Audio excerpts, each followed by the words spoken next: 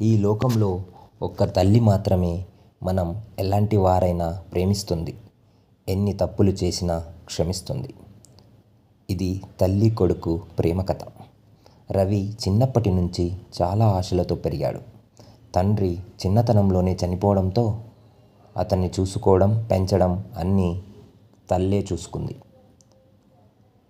తల్లి రోజు పక్కవారి ఇళ్లల్లో పనులు చేసుకొని కొడుక్కు మంచి చదువు ఇప్పించాలని పోరాడింది. నా కొడుకు పెద్ద మనిషి కావాలి, నేనెంత కష్టపడ్డా పర్వాలేదు అనుకుంది. కాలం గడిచింది. రవికి మంచి ఉద్యోగం వచ్చింది. ఉద్యోగం వచ్చాక అతని ఆలోచనలు మారిపోయాయి.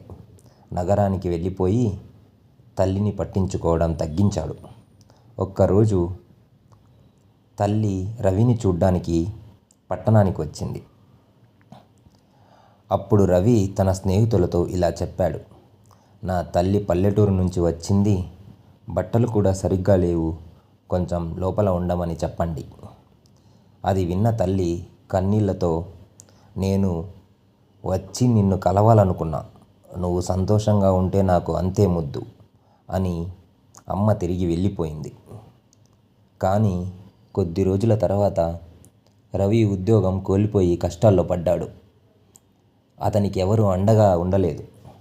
అప్పుడు అతనికి అమ్మ ప్రేమ యొక్క విలువ తెలిసింది.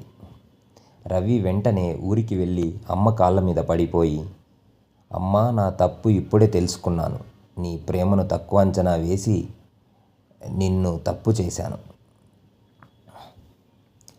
అమ్మ చిరునవ్వుతో అతని తల మీద చేతులు వేసి, ప్రేమంటే కోపం ఉండటం కాదు నాన్న, మళ్ళీ ముద్దుగా ఒడిలోకి తీసుకోవడమే. తల్లి ప్రేమ ఎప్పుడూ మారదు, అది మన జీవితానికి శాశ్వతమైన నీడ.